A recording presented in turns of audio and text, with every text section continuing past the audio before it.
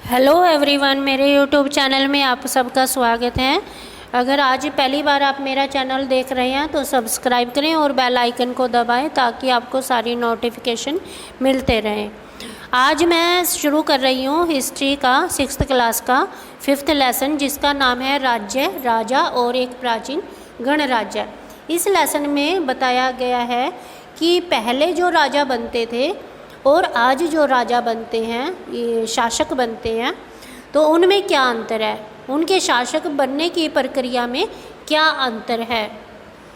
जैसा कि हम देखते हैं कि जब वोट पड़ती हैं तो हमारे माता पिता या बड़े भाई बहन जिनकी उम्र 18 साल से ऊपर है वो सभी वोट देने के लिए जाते हैं और वोट के स्थान पर जाकर अपनी पसंद के नेता को वोट डालकर चुनते हैं और वो हमारा प्रतिनिधि बन जाता है या हमारे लिए सरकार बन जाता है, सरकार का हिस्सा बन जाता है। तो क्या आज से 3000 साल पहले भी ऐसे ही राजा बनते थे? तो हमने ये देखना है कि उस समय की जो राजा बनने की प्रक्रिया है और आज की जो राजा बनने की प्रक्रिया है उसमें क्या अंतर है। आज से 3000 साल पहले अश्वमेध यज्ञ का आयोजन होता था और इस आयोजन में एक घोड़ा छोड़ा जाता था राजा के द्वारा, और जो कोई दूसरा राजा इस घोड़े को पकड़ लेता था तो उसे उस राजा के साथ, जो राजा उस घोड़े को छोड़ता था, उसके साथ युद्ध करना पड़ता था। और अगर वह युद्ध में जीत जाता था तो अगली बार उसे राजा बनने का अधिकार मिल जाता था। और अगर वह घोड़े को पकड़ के छोड़ देता, या कोई भी व्यक्ति घोड़े को पकड़ता है और छोड़ देता है, तो वह राजा बनने का अधिकारी नहीं होता था, क्योंकि उसे कमज़ोर समझा जाता था। जिस राजा ने घोड़ा छोड़ा उससे कमज़ोर समझा जाता था। दूसरी तरफ अगर कोई राजा इस घोड़े को पकड़ लेता था तो जिस राजा ने घोड़ा छोड़ा वह एक यज्ञ का आयोजन करता था और उस यज्ञ में उस राजा को भी बुलाता था जिसने घोड़ा पकड़ा, और वह अपने साथ गिफ्ट लेकर के आता था यज्ञ करवाने वाले राजा के लिए, उसके परिवार के लिए भी गिफ्ट लाता था। और घोड़ा छोड़ने वाले राजा के आसपास के जो और राजा होते थे उनको भी बुलाया जाता था और वो भी यज्ञ करवाने वाले राजा के लिए गिफ्ट लेकर के आते थे।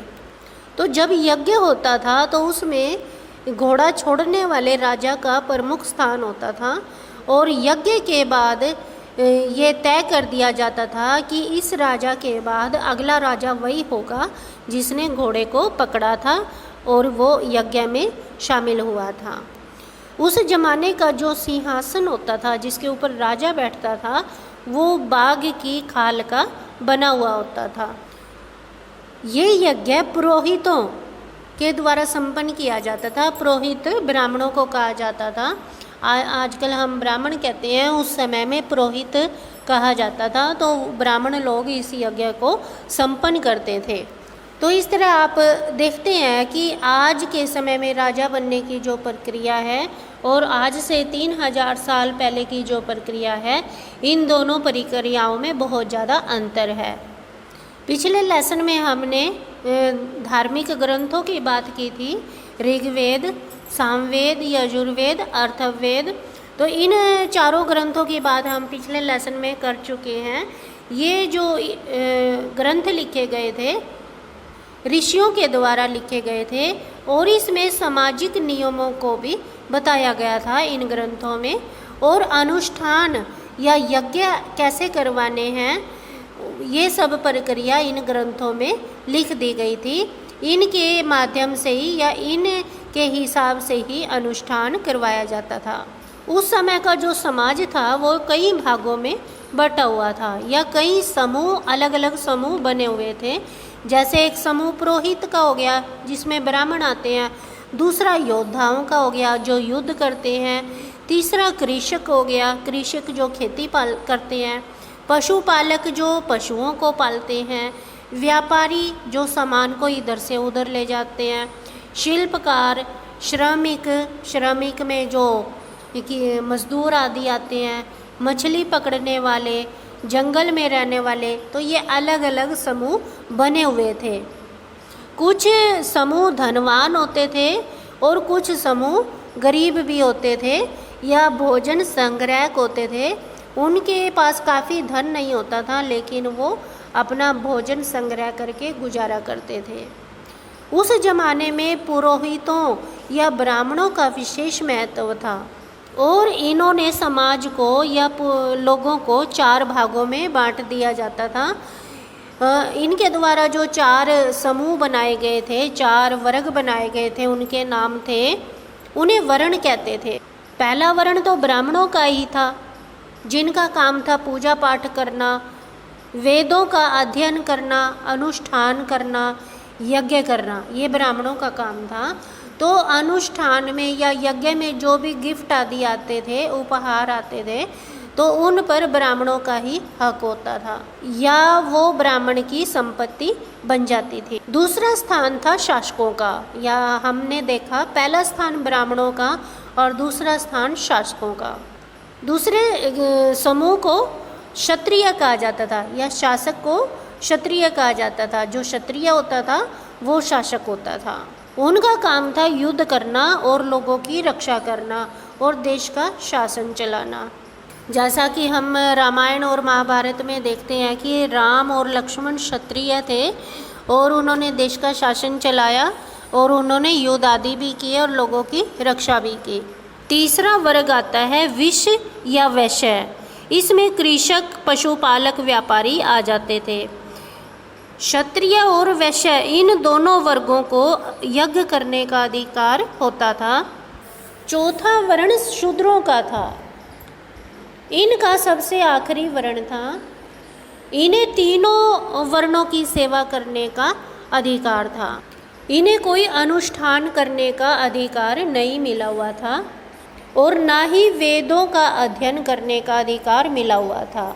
औरतों को भी शूद्रों के समान समझा जाता था, इसलिए पूजा पाठ के काम में औरतें भी शामिल नहीं होती थी। बाद में इस वर्ण को अछूत वर्ण के नाम से जाना जाने लगा। बाद में कई लोगों ने तो ब्राह्मणों के द्वारा बनाई गई इस वर्ण व्यवस्था को स्वीकार ही नहीं किया, क्योंकि कुछ राजा अपने आप को पुरोहितों से ज़्यादा श्रेष्ठ समझते थे, जबकि इस प्रणाली में शासक दूसरे वर्ण में आता था और पुरोहित पहले वर्ण में आता था। और कुछ लोगों का विचार था कि व्यवसाय के आधार पर लोगों के बीच भेदभाव नहीं होना चाहिए, जबकि इस प्रणाली में भेदभाव होता था। तीसरा, कुछ लोग कहते थे कि यज्ञ आदि या अनुष्ठान आदि कराने का अधिकार सभी लोगों का होना चाहिए। तो इस तरह देखते हैं कि बाद में कई लोगों ने इस वर्ण व्यवस्था का काफ़ी विरोध किया। तो ये क्वेश्चन है कि लोगों ने वर्ण व्यवस्था का विरोध क्यों किया, तो इसका उत्तर आपको समझ आ गया होगा क्यों किया। अब हम बात करते हैं जनपद की कि जनपद क्या होता है। जनपद का जो अर्थ है वो एक स्थान पर बसने वाले लोगों से है। तो जो राजा होता था वो एक व्यक्ति, जिसे जन कहते हैं, एक जन का राजा नहीं होता था, बल्कि पूरे जनपद का राजा होता था। उस एरिया में रहने वाले जितने भी लोग हैं सभी का राजा होता था। तो बाद में कुछ जनपद महत्वपूर्ण हो गए थे और जो जनपद महत्वपूर्ण हो गया वो अपने आप को महाजनपद कहलाने लगा। उन्होंने अपनी राजधानी बना ली और राजधानी की किलेबंदी कर दी। नगर के चारों ओर अच्छी मजबूत दीवार बना ली। और ये दीवार किस चीज़ की बनी होती थी? लकड़ी, ईंट या पत्थर की बनी होती थी। बड़ी ऊंची ऊंची दीवारें होती थी ताकि कोई भी बाहर का व्यक्ति नगर के अंदर ना आ सके। पिछले लेसन में हमने पढ़ा था कि पुरातत्वविदों ने जब खुदाई की तो उस खुदाई से उसे कुछ पुराने समय के बर्तन मिले, कुछ अन्न के सबूत भी मिले हैं। उस सबूत से पता चलता है कि वो कौन सी फसलें उगाते थे। उस समय में चावल, गेहूँ, दालें, धान, जौ, गन्ना, तिल, सरसों आदि की फसलें उगाई जाती थी। ये हमें कैसे पता चला? क्योंकि खुदाई से इन चीज़ों के सबूत मिले हैं। और ये खुदाई कहाँ पर की गई?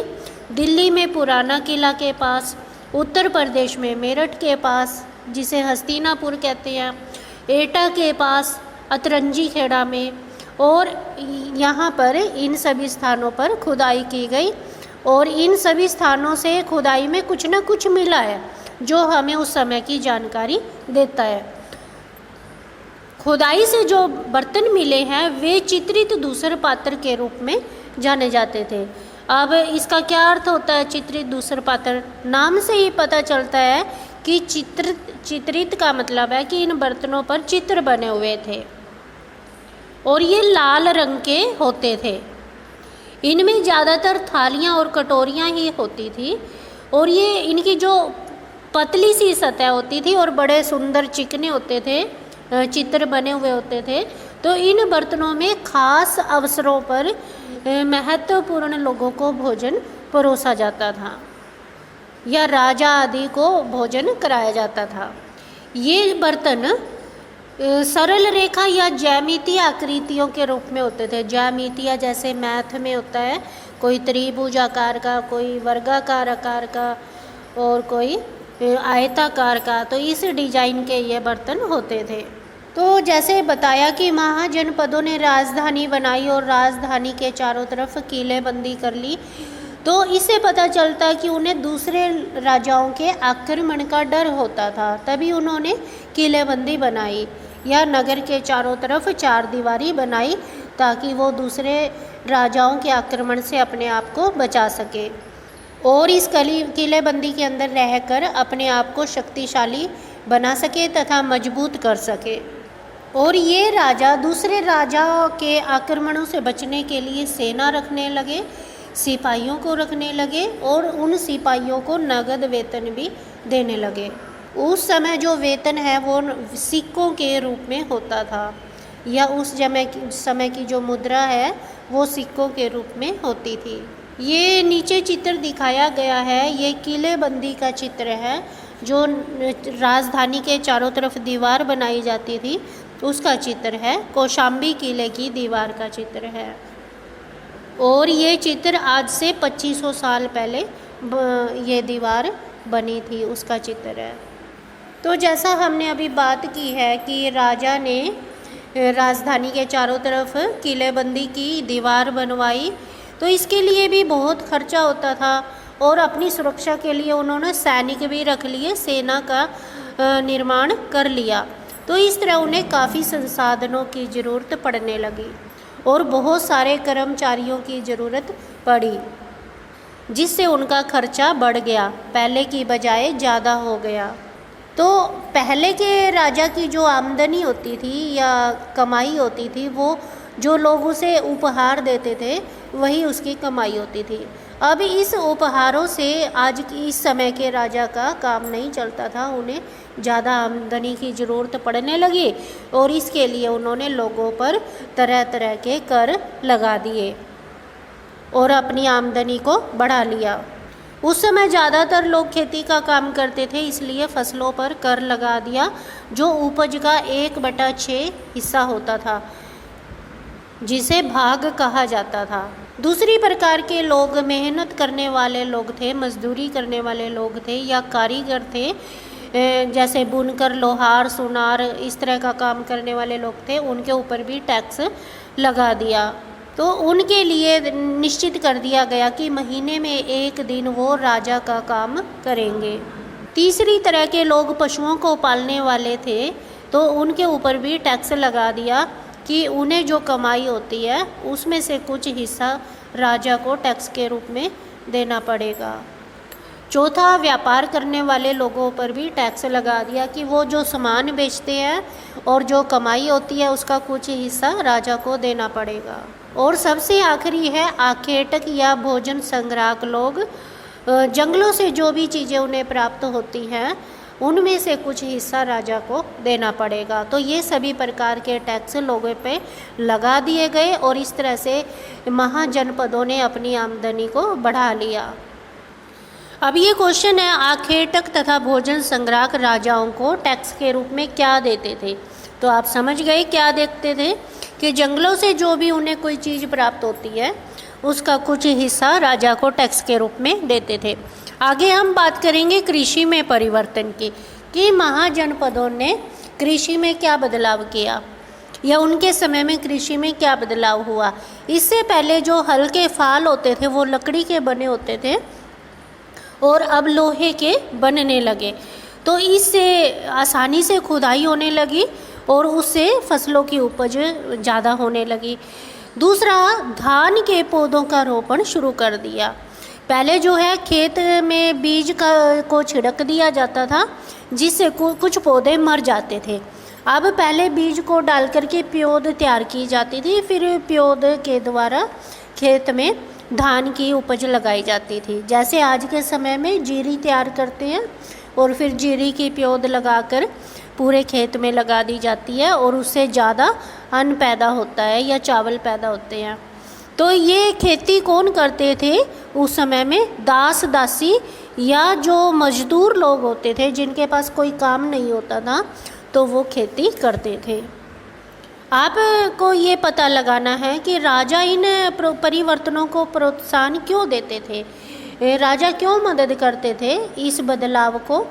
वो इसलिए मदद करते थे ताकि ज़्यादा उपज पैदा होगी तो लोग ज़्यादा टैक्स दे सकेंगे, ज़्यादा कर दे सकेंगे, और ज़्यादा कर देंगे तो राजा की आमदनी बढ़ जाएगी, और जितनी राजा की आमदनी बढ़ेगी वो उसे उतना ही सेना को अच्छी तरह से वो रख पाएंगे या ज़्यादा सेना बढ़ा पाएंगे। हमने जनपदों की बात की है, तो एक महत्वपूर्ण जनपद मगध था। जैसा हमने मानचित्र 4 में देखा है, मगध एक महत्वपूर्ण जनपद था। 200 साल के अंदर ये महत्वपूर्ण जनपद बन गया था। मगध में से गंगा और सोन नदियाँ बहती थी और ये दोनों नदियाँ बहुत महत्वपूर्ण थी यातायात के लिए, जल वितरण के लिए और ज़मीन को उपजाऊ बनाने के लिए, कि इन नदियों के द्वारा यातायात होता था, सामान को एक स्थान से दूसरे स्थान पर पहुंचाया जाता था, और इन नदियों का जो जल था वो काफ़ी भूमि को काफ़ी उपजाऊ बनाने वाला था, तो जिससे ज़्यादा फसलें पैदा होती थी। दूसरा, इन नदियों के पास एक हिस्से में जंगल होता था और इस जंगल में हाथी रहते थे और इन हाथियों को पकड़ करके ट्रेनिंग दी जाती थी ताकि सेना में हाथियों का प्रयोग कर सके, या युद्ध में हाथियों के द्वारा, हाथियों पे आपने देखा ही है कैसे राजा लोग बैठ करके युद्ध करते हैं, तो युद्ध में हाथियों को काम में लाया जाता था। और तीसरी बात ये है कि यहाँ पे जो जंगल था उस जंगल की लकड़ी से घर, गाड़ियाँ और रथ बनाए जाते थे। रथ भी युद्ध में प्रयोग में लाए जाते थे। इसके अलावा इस क्षेत्र में लोहों के अयस्क भी पाए जाते थे, कि जब ज़मीन को खोदा जाता था तो लोहों के कण मिलते थे और इन्हें पिघला करके आग में मजबूत औजार या हथियार बनाए जाते थे, और औजार या हथियार भी युद्ध में काम आते हैं। इस आगे हम देखते हैं कि मगध में 2 शक्तिशाली राजा हुए थे जिनका नाम था बिंबिसार और अजातशत्रु। और ये राजा अपने क्षेत्र को बढ़ाने का प्रयास करते थे या अपने आसपास का जो भी इलाका होता था उसे जीतने के लिए युद्ध करते थे और हर संभव प्रयास करते थे कि दूसरे राज्य को अपने राज्य में मिला ले। इस तरह इनका जो अधिकार है उत्तर पश्चिमी भाग तक फैल गया था। बिहार में राजगृह कई सालों तक इनकी राजधानी बनी रही और बाद में पाटलिपुत्र, जिसे अब पटना कहते हैं, पाटलिपुत्र को इन्होंने राजधानी बना लिया था। 2300 साल पहले की बात करें तो मैसिडोनिया का राजा था सिकंदर। वह भी अपने राज्य विस्तार को बढ़ा रहा था या दूर दूर तक अपना राज्य फैला रहा था। वह पूरी तरह सफल नहीं हुआ, लेकिन फिर भी वह मिस्र और पश्चिमी एशिया के कुछ राज्यों को जीतता हुआ भारतीय उपमहाद्वीप में व्यास नदी के किनारे तक पहुंच गया था। जब उसने मगध की ओर प्रस्थान करना चाहा तो उसके सिपाहियों ने मना कर दिया। उसके सिपाहियों ने बताया कि भारत के शासकों के पास काफ़ी ज़्यादा पैदल, रथ और हाथियों पर चलने वाली सेना है इसलिए सिपाहियों ने मना कर दिया। तो आप ये समझ गए होंगे कि इस समय की जो सेना है, जैसा अभी हमने बात किया, हाथियों पर चलने वाली सेना, रथों पर चलने वाली सेना, घोड़ों पर चलने वाली सेना है। तो ये सेना और ऋग्वेद में जो सेना बताई गई थी, इन दोनों सेनाओं में क्या अंतर है। मगध के पास एक दूसरा जनपद था जिसका नाम था वज्जी। तो उसकी राजधानी वैशाली थी। मगध की राजधानी तो पाटलिपुत्र थी और वज्जी की राजधानी वैशाली थी। तो यहाँ की जो शासन व्यवस्था थी वो अलग तरह की थी, या ये कह सकते हैं कि ये गण या संघ पर आधारित थी। संघ क्या होता? संगठन। गण, कई लोगों का समूह, कई सदस्यों का समूह। तो इस गण या संघ की व्यवस्था पर आधारित थी। गण या संघ क्या होता है कि कुछ राजाओं का समूह होता है, कुछ शासकों का समूह होता है और वो सभी मिलकर शासन करते हैं। तो उस समय के सभी लोग राजा कहलाते हैं। बाकी हिस्सों में मगध के एक राजा ही सभी जगह पर शासन करता था, लेकिन यहाँ पर कुछ लोग मिलकर के संगठन में राजा होते थे और वो शासन करते थे। गण या संघ में जितने भी राजा होते थे वो सभी मिलकर अनुष्ठान करते थे, सभाओं में बैठकर बातचीत करते थे, बहस करते थे या योजनाएं बनाते थे या वाद विवाद करते थे। तो ये सभी राजा मिलकर आपस में करते थे। तो सभी मिलजुल कर विचार विमर्श करते थे कि शत्रुओं से कैसे निपटा जाए या कैसे ना निपटा जाए। इनमें स्त्रियां दास या कमकार या मजदूर आदि भाग नहीं लेते थे। जैसे हमने पहले बात की है अजातशत्रु और बिंबिसार की। अजातशत्रु वज्जी संघ पर आक्रमण करना चाहते थे। उन्होंने अपने मंत्री वस्कार को बुद्ध के पास सलाह के लिए भेजा था कि हम युद्ध करें या ना करें। तो बुद्ध ने उन्हें जवाब दिया कि पहले ये बताओ कि क्या तुम वज्जी में हर रोज़ मिलजुल कर सभा करते हो कि सभी राजा आपस में बैठकर बात करते हो? तो उन्होंने कह दिया हाँ करते हैं। तो फिर बुद्ध ने उन्हें बताया कि जब तक तुम आपस में बैठकर बातचीत करोगे, हर रोज़ बात करोगे, नियमित सभाएं करोगे, मिलजुल कर काम करोगे और जो नियम बनाए गए हैं उनका पालन करोगे, तब तक तुम जीतते रहोगे। बुद्ध और महावीर के बारे में ज़्यादा हम छठे लेसन में पढ़ेंगे। ये दोनों ही गण या संघ थे। बौद्ध साहित्य में संघ के जीवन का बहुत ही अच्छा वर्णन मिलता है। अब आपने ये बताना है कि वज्जी संघ अन्य महाजनपदों से कैसे अलग था।